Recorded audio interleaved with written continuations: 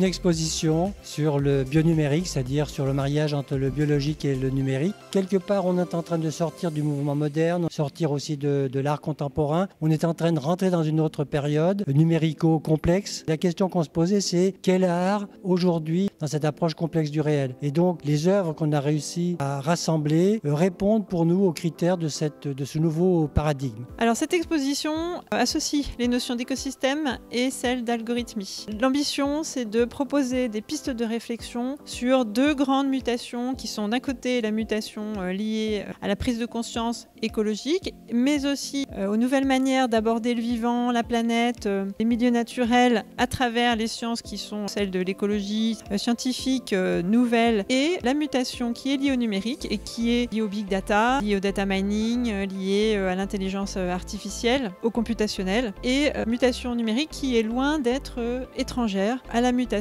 scientifique dont je parlais juste avant. L'écologie et le numérique, on le sait, sont pour Paris-Val de Seine des grandes orientations dans le programme pédagogique. C'est aussi une exposition qui associe des œuvres d'art et puis des propositions qui relèvent du projet d'architecture ou d'urbanisme, et en particulier à travers des travaux d'étudiants, mais pas seulement, aussi à travers des travaux de professionnels. Là aussi, le rapport entre les deux pour nous est très important parce qu'il permet de poser la question qui est au croisement entre ces deux disciplines, et cette question, c'est celle de la projetation, de la conception en tant que telle. Avec les artistes, bien sûr, nous partageons, nous architectes, cette nécessité de développer des démarches de conception, et des démarches de conception qui soient en phase avec les grandes mutations que la société connaît. Donc les œuvres artistiques permettent d'explorer ces questions-là sous un angle qui est à la fois commun et en miroir avec la manière dont on peut explorer les mêmes questionnements côté architecture, urbanisme, paysage. Je m'appelle Antoine Schmitt, je suis artiste plasticien. Tout mon travail utilise le matériau programmation comme matériau central, c'est-à-dire que toutes mes œuvres sont programmées. Celle-ci est programmée, donc c'est pas une vidéo, c'est important, c'est une pièce générative, c'est-à-dire qu'en fait elle existe dans l'instant présent. Chaque image est calculée l'une après l'autre, donc c'est comme un film qui est fabriqué en temps réel, un peu comme un jeu vidéo si vous voulez. C'est vraiment une image ou une forme qui existe dans le même instant présent que le spectateur. Et donc la plupart de mes pièces sont génératives et parfois interactives, c'est-à-dire qu'elles vont interagir avec le spectateur. Elle est interactive avec le tableau noir. Donc moi, ce qui m'intéresse avec ce matériau programmation, c'est qu'il permet de travailler les formes du mouvement, c'est-à-dire qu'on peut programmer les mouvements. On peut programmer des mouvements qui ressemblent à des mouvements du monde réel, des mouvements biologiques, animaux, végétaux ou des éléments naturels. Et on peut aussi fabriquer des mouvements artificiels, inventés, mathématiques, selon n'importe quel processus imaginé et imaginable. Moi, ce qui m'intéresse, c'est de questionner à la fois les mouvements du monde réel, en particulier ceux des animaux et des êtres humains, et questionner aussi la notion même de mouvement et de ses formes, du rapport entre les causes, les forces à l'œuvre, les énergies à l'œuvre et les formes que les mouvements en prennent.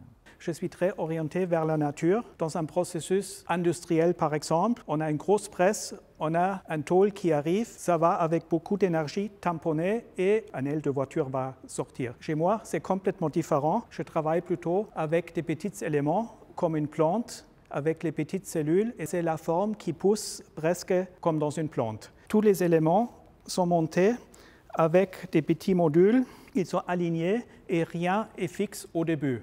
Pour moi, c'est toujours une expérience, c'est toujours une surprise si je vais commencer à quelque chose. Souvent, c'est lié avec mes recherches, avec une marche dans la forêt, avec quelque chose que j'ai découvert dans la nature. Mais après, je m'inspire. Mon atelier, pareil, c'est un vrai écosystème. Tous les éléments sont liés et les chutes, tout ce qui reste, je le recycle dans une nouvelle pièce. Je disais, je travaille un peu presque comme une plante. J'ajoute petit à petit quelque chose pour faire pousser la forme.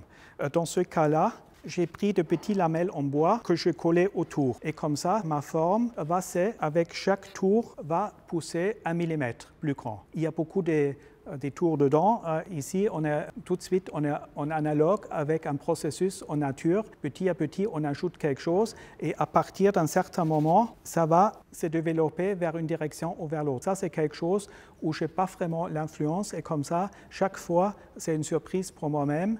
si je crée quelque chose, comment la pièce va se développer. Un projet qui s'appelle Emergiliance, qui est un projet en fait qui se propose de créer des formes par ce qu'on appelle des phénomènes d'émergence et d'auto-organisation. Donc là, ce que je présente ici dans l'exposition, c'est 6 ce que j'appelle des tableaux systèmes dynamiques infinis. En fait, ce sont des animations, ce qu'on appelle des animations génératives, c'est-à-dire qu'elles sont produites par l'exécution d'un programme informatique. Chaque animation générative est constituée de microparticules qui vont s'organiser dans le temps parce qu'elles sont en fait dotées de comportements. Ces comportements ils sont issus en fait d'un modèle scientifique assez répandu que les scientifiques savent très bien modéliser.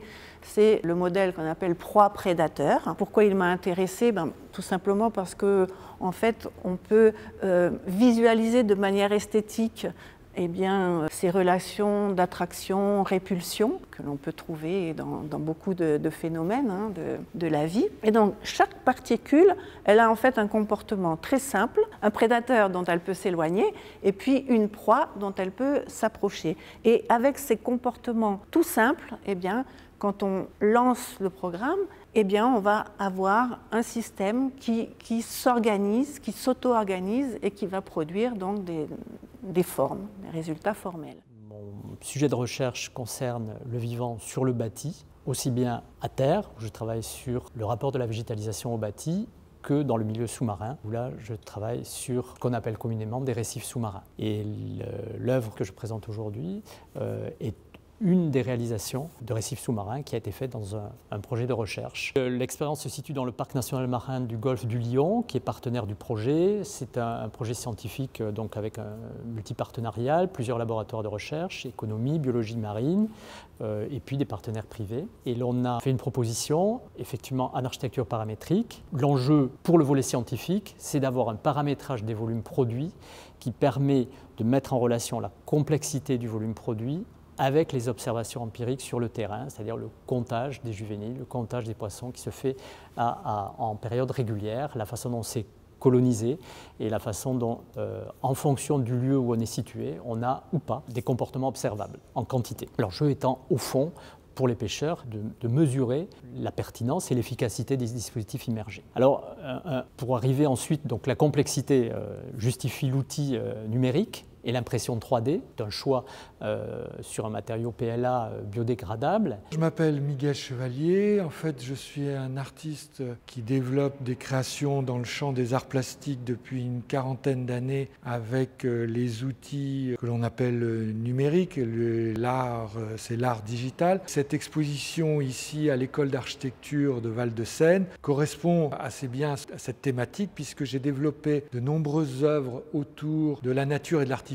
C'est des œuvres autogénératives et ici en fait on est dans une des créations qui s'appelle Transnature, qui est la suite de plusieurs autres séries autour des surnatures, des fractal flowers ou de extranatural. Et elle a la particularité en fait de retravailler un peu l'idée d'arborescence. Donc tantôt elle est très prolifique, tantôt elle est beaucoup plus minimaliste, mais elle a aussi la caractéristique, comme toutes ces œuvres d'art digital, de développer une esthétique du virtuel, c'est-à-dire une esthétique au niveau de la couleur, au niveau des formes. Souvent, parfois on retrouve ce que l'on appelle le filaire, c'est un peu comme le squelette un peu ou ce qui sous-tend l'image. Et donc cette œuvre est présentée ici sur écran et en parallèle de cette thématique, j'ai été amené aussi à développer tout un travail autour de l'urbanisme, de la ville, de la prolifération des villes. Et donc j'ai créé une œuvre qui a été présentée il y a 4 ans dans le cadre de la galerie Fernand Léger. J'ai filmé Ivry-Confluence, où il y a énormément de bâtiments qui sont en destruction, et j'ai superposé tout un travelling sur des architectures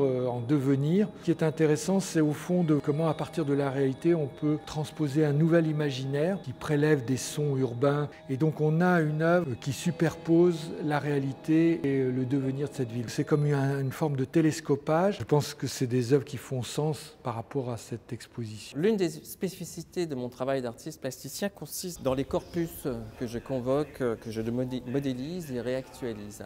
Alors, il s'agit souvent de corpus textuels, musicaux, de traitement d'images aussi. À partir de ces corpus, ce qui est intéressant de voir, c'est de la manière dont je vais effectuer différents traitements par rapport à ces bases de données qui vont mettre en œuvre les notions de génératif, de langage et d'architecture. Pour illustrer ce propos, il y a quelques années, quand j'ai demandé à un ingénieur informaticien de programmer un générateur de texte, au fil de l'utilisation de ce générateur, j'en suis venu à développer une conception que j'ai appelée une hybridation d'auteur. C'est-à-dire que j'implémentais à l'ordinateur des textes de différentes provenances. Par exemple, si je lui donnais un Lewis Carroll et un William Burroughs, eh bien, je pouvais obtenir, par exemple, un Alerte au pays des merveilles. Il y a eu aussi tout un registre de générations qui ont abouti à un lexique qui a fait naître différentes propositions plastiques. Je m'appelle Olga Kiseleva, je suis artiste-chercheur et je m'occupe du programme Art-Sciences à l'Université Paris 1 Panthéon-Sorbonne. Le projet qui est présenté ici est une partie du projet Eden que nous développons depuis une dizaine d'années et qui est un projet destiné à aider les plantes à survivre. Dans le cadre du projet Eden, nous avons mis en place un système de communication avec les plantes ainsi qu'un système qui déchiffre le mémoire qui est enregistré dans les plantes. On se sert des plantes, notamment des arbres, un peu comme des disques durs de la nature qui permet de remonter le temps. Ça a commencé par notre participation à la conception et réalisation du mémorial de mémoire de l'Holocauste à Babi Yar, le lieu à Kiev, un lieu où en septembre 1940 a démarré ce qu'on appelle la Shoah des balles. C'est un lieu où un ravin entier a été rempli des corps des personnes fusillées de toutes sortes de nationalités et des croyances qui ne convenaient pas aux nazis. Et ensuite, à la place de ce ravin, on a, donc, qui n'était plus un ravin, qui est devenu une plaine,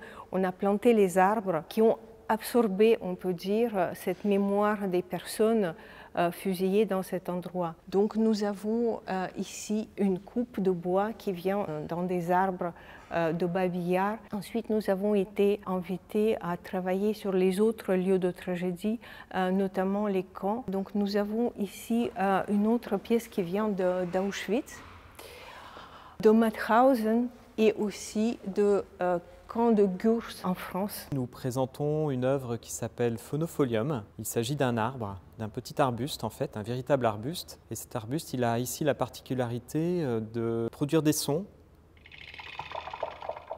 quand on le caresse, quand on l'approche aussi. Cette œuvre-là réagit en fait à l'énergie électrostatique de notre corps humain. Cela fait de nombreuses années que nous réalisons des hybridations entre technologie et éléments naturels.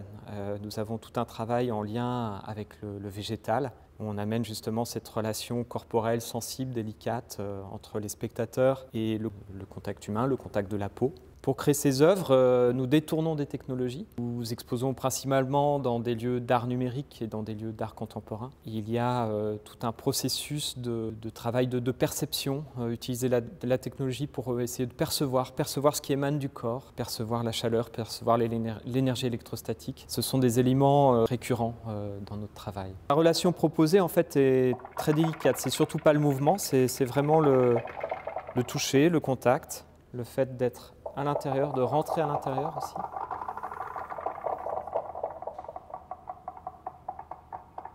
Certains sons restent un peu plus longtemps.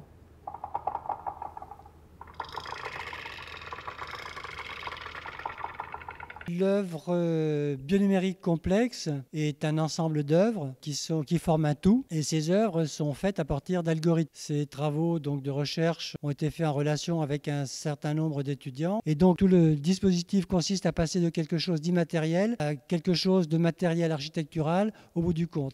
Et tous les algorithmes qui sont utilisés d'une manière ou d'une autre vont provenir de la nature, c'est-à-dire il y a eu des copies de ce qui se fait dans la nature au niveau algorithmique, et on va l'utiliser pour dévier ces formes. La nature elle-même système dévie des formes en permanence par ces dispositifs génétiques. Et l'œuvre bionumérique fait également de l'hybridation génétique entre les algorithmes pour pouvoir obtenir cette diversité d'objets. Donc la manière dont les algorithmes passent d'un objet à l'autre, c'est aussi l'idée qu'un même algorithme, un même paramétrage, un même processus, si on plonge le même algorithme ou si on fait réagir le même processus d'organisation et d'émergence de formes dans ces différents milieux, le résultat va être très différent, soit un peu différent, soit très différent. C'est la même idée qu'on va retrouver dans l'architecture et dans la ville, c'est-à-dire qu'à partir d'un même principe d'organisation qu'on va, donc un processus, parce que c'est un processus et pas une forme, à partir du moment où on met au point ce processus et où on le plonge dans différents contextes, donc un processus qui va donner un musée, qui va donner un bâtiment avec du logement,